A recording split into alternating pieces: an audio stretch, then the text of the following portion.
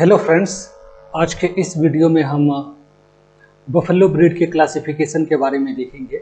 यह देखेंगे कि इंडिया में किस प्रकार की बफेलो ब्रीड्स पाई जाती है। तो अब तक लगभग 17 ब्रीड को रजिस्टर किया गया है। बफेलो के 17 ब्रीड अभी तक इंडिया में रजिस्टर किए गए हैं। इन 17 ब्रीड के बारे में हम डिस्कशन करेंगे। उनके बारे में बहुत ज़्यादा डीप जाकर स्टडी तो नहीं करेंगे। नोट्स जो दिखाए जाएंगे वो हर एक ब्रीड के बारे में, उनके परफॉर्मेंस के बारे में, उनके फिनोटिपिक कैरेक्टरिस्टिक के बारे में हर चीज़ नोट्स पर लिखे होंगे। लेकिन मैं सिर्फ उन्हीं पॉइंट को डिस्कस करूंगा जो एग्जामिनेशन पॉइंट ऑफ व्यू से इम्पोर्टेंट है। तो आइए दोस्तों, शुरुआत करते हैं इस लेक्चर की। क्लासिफिकेशन ऑफ बफेलो में बफेलो को दो टाइप में क्लासिफाई किया गया है, एक स्वैम्प बफेलो और दूसरा रिवराइन बफेलो। तो स्वैम्प बफेलो जो है वह मोस्टली साउथ ईस्ट एशिया में पाए जाते हैं ये बफेलोस, और इन बफेलो की मिल्क प्रोड्यूसिंग एबिलिटी काफ़ी अच्छी होती है। इन बफेलो को क्रॉस किया गया रिवराइन बफेलो के साथ। Crossing between river and swamp buffalo have been attempted in Thailand, Philippines, Vietnam and China on a large scale. These crossbred buffaloes are powerful work animals. तो after crossing riverine buffalo और swamp buffalo जो उनके cross आए वो काफ़ी powerful work animal है और उनकी मीट प्रोड्यूसिंग एबिलिटी भी काफ़ी अच्छी है। इसके साथ साथ वो फेयर मिल्क प्रोडक्शन भी करते हैं। तो इस प्रकार से उनकी जो प्रोड्यूसिंग पावर है, डिफरेंट प्रोड्यूसिंग पावर को इंक्रीज किया गया उनके बीच में क्रॉस करवाने के बाद। अब हम देखेंगे रिवराइन बफेलो के बारे में। तो रिवराइन बफेलो मेनली पाई जाती है जो India, Pakistan, Bulgaria, Hungary, Turkey, Italy, Egypt में जो बफेलो कॉमनली दिखते हैं वो सभी रिवराइन बफेलोज होते हैं। River buffaloes have been selected for milk production. Generally riverine buffaloes को हम मिल्क प्रोडक्शन के लिए यूज़ करते हैं। तो आइए अब एक एक करके हम इंडिया में पाई जाने वाली 17 बफेलो ब्रीड के बारे में देखेंगे। जो सबसे पहला ब्रीड है वह है बन्नी बफेलो। बन्नी बफेलो गुजरात की ब्रीड है और मेनली मिल्क प्रोडक्शन के लिए इस बफेलो को पाला जाता है। और इसके इम्पोर्टेंट पॉइंट में देखेंगे कि इसका मिल्क प्रोडक्शन पर लैक्टेशन जो है वह एवरेज लगभग 2857 kg का है, जो कि काफ़ी अच्छा है। तो इसकी मिल्क प्रोड्यूसिंग एबिलिटी जो है वो काफ़ी अच्छी है। बन्नी गुजरात की ब्रीड। नेक्स्ट बफेलो ब्रीड है भदावरी बफेलो। भदावरी बफेलो का एक सिनोनिम भी है, उसे सुअर गोरी के नाम से भी जाना जाता है, क्योंकि इनके जो पैर होते हैं उसकी साइज जो है वह काफ़ी कम होता है। इस वजह से इसे सुअर के पैर जनरली छोटे होते हैं, तो सुअर गोरी जनरली पैर के लिए यूज किया जाता है इस टर्म को। तो सुअर गोरी के नाम से भी जाना जाता है। ये buffalo generally mainly Madhya Pradesh और उत्तर प्रदेश में, इन दो स्टेट में जनरली यह बफेलो पाए जाते हैं। इन बफेलोज को मिल्क प्रोडक्शन और साथ ही साथ ड्राफ्ट के लिए पाली जाती है इन बफेलोज को। कलर की बात की जाए तो इन बफेलो का जो कलर है वो कॉपर कलर होता है, और यहाँ से जनरली कई बार क्वेश्चन पूछे जाते हैं कॉपर कलर किस बफेलोज में मिलता है, तो जनरली यह भदावरी बफेलो में मिलता है। इसके साथ साथ एक और कैरेक्टरिस्टिक है, जो भदावरी बफेलो होते हैं उनके गले पर 2 लाइट मार्क मिलते हैं जिसे चेवरॉन या फिर कंठी कहा जाता है। तो यहाँ से भी जनरली क्वेश्चन पूछे जाते हैं। चेवरॉन और कंठी भदावरी बफेलो में मिलते हैं। इसके अलावा कुछ और इम्पोर्टेंट पॉइंट है, वह है मीट फैट परसेंटेज जो भदावरी बफेलो की है वह काफ़ी हाई होती है, इवन लगभग 8% तक भी होता है। तो ये कुछ इम्पोर्टेंट कैरेक्टरिस्टिक है भदावरी बफेलोज की।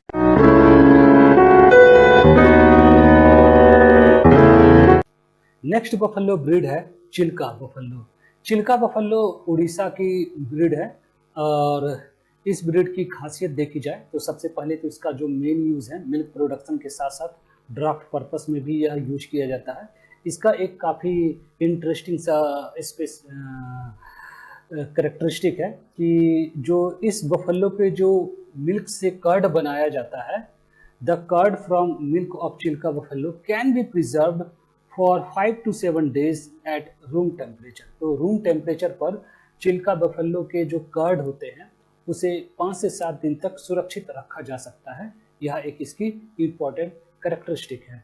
इसके बाद जो नेक्स्ट ब्रीड है वह है जाफराबादी बफेलो। जाफराबादी बफेलो गुजरात की ब्रीड है और यह बफेलो मिल्क और ड्राफ्ट दोनों पर्पस के लिए जनरली इस बफेलो को पाला जाता है। इसका मिल्क यील्ड पर लैक्टेशन देखा जाए तो 2239 केजी का एक लैक्टेशन में मिल्क प्रोडक्शन होता है इस बफेलो का, जो कि काफ़ी अच्छा है। और पिक्युलियरिटी की बात की जाए तो यह इंडियन बफेलो ब्रीड में सबसे लार्ज साइज की हेवीएस्ट ब्रीड है बफेलो की इंडिया के अंदर। तो ये कुछ एक इसकी खासियत है। नेक्स्ट ब्रीड है काला हांडी। काला हांडी उड़ीसा की ब्रीड है और इस ब्रीड को मिल्क ड्राफ्ट दोनों पर्पस के लिए पाला जाता है। और इसकी हॉर्न की कैरेक्टरिस्टिक की बात की जाए तो हॉर्न इसका हाफ सर्कल अपीयरेंस बनाता है। यहाँ यदि हम हॉर्न को देखें इस फोटोग्राफ में तो हम देख पाएंगे कि इसके हॉर्न हाफ सर्कल बनाते हैं। नेक्स्ट ब्रीड है मराठवाड़ी। मराठवाड़ी बफेलो महाराष्ट्र की है और इसे मिल्क और ड्राफ्ट दोनों पर्पस के लिए पाला जाता है। ड्राफ्ट में जनरली ट्रांसपोर्टेशन में इसे यूज किया जाता है। इस बफेलो की हॉर्न की बात की जाए तो horn are parallel to neck reaching up to shoulder but never beyond shoulder blade. तो काफ़ी लंबी हॉर्न होती है इसकी मराठवाड़ी बफेलो की, और अब शोल्डर तक ये हॉर्न इतने लंबे होते हैं कि ये लगभग शोल्डर तक जाते हैं। तो आप देख सकते हैं इस फोटोग्राफ में कि इसके हॉर्न कितने लंबे साइज के होते हैं। नेक्स्ट बफेलो ब्रीड है मेहसाना। मेहसाना गुजरात की ब्रीड है और इसे जनरली मिल्क प्रोडक्शन के लिए पाला जाता है। मेहसाना क्रॉस है सुरती और मुर्रा बफेलो की। यहाँ से भी क्वेश्चन जनरली पूछे जाते हैं कि मेहसाना क्रॉस है सुरती और मुर्रा बफेलो की। एक और क्वेश्चन जनरली ऑब्जेक्टिव में पूछा जाता है इसके हॉर्न से related, sickle shaped horn. Sickle shaped horn जो है यह मेहसाना बफेलो में पाया जाता है और यहाँ से जनरली क्वेश्चन पूछे जाते हैं और ऑब्जेक्टिव क्वेश्चन पूछे जाते हैं कि इनमें से किस ब्रीड का हॉर्न सिकल शेप का होता है, तो वह मेहसाना का होता है। इसका मिल्क प्रोडक्शन 1988 केजी का है एक लैक्टेशन में, जो कि काफ़ी अच्छा है। पिक्युलियरिटी की बात की जाए तो the breed is known as persistent milker and regular breeder. तो इसकी रिप्रोड्यूसिंग एबिलिटी जो है वो काफ़ी अच्छी होती है मेहसाना बफेलो की। नेक्स्ट ब्रीड है मुर्रा बफेलो। मुर्रा बफेलो इंडिया ही नहीं पूरे वर्ल्ड में काफ़ी फेमस बफेलो ब्रीड है और इसका जो ब्रीडिंग ट्रैक्ट है वो हरियाणा और दिल्ली है। इस बफेलो को मिल्क और मीट दोनों पर्पस के लिए पाला जाता है। इसका कलर जेट ब्लैक होता है और इसकी हॉर्न की खासियत है कि ये टाइटली कर्व्ड स्पाइरल फॉर्म में होते हैं और इनकी हॉर्न की साइज जो है वो काफ़ी छोटी होती है। तो ये कुछ एक पॉइंट था जिससे कि हम मुर्रा बफेलो को पहचान सकते हैं। इसके अलावा कुछ और एलोबरेशन यहाँ पर दिए गए हैं मुर्रा बफेलो के बारे में। इसके सिनोनिम्स है दिल्ली बफेलो, कुंडली, काली। तो इन नामों से भी ये जाने जाते हैं और यहाँ से क्वेश्चन भी पूछे जाते हैं। तो ये काफ़ी डिस्क्राइब किया गया है क्योंकि मुर्रा बफेलो काफ़ी इम्पोर्टेंट ब्रीड है। तो यहाँ से आप फुल नोट्स मुर्रा बफेलो के बारे में बना सकते हैं। इसकी परफॉर्मेंस को देखा जाए तो 305 डेज में जो इसका परफॉर्मेंस है वो 2000 केजी का है, जो कि काफ़ी अच्छा है। और एज एट फर्स्ट काविंग लगभग एवरेज 44 मंथ का है। लैक्टेशन लेंथ 300 डेज का है और काविंग इंटरवल 453 डेज का है। तो ये कुछ एक इनके कैरेक्टरिस्टिक्स हैं।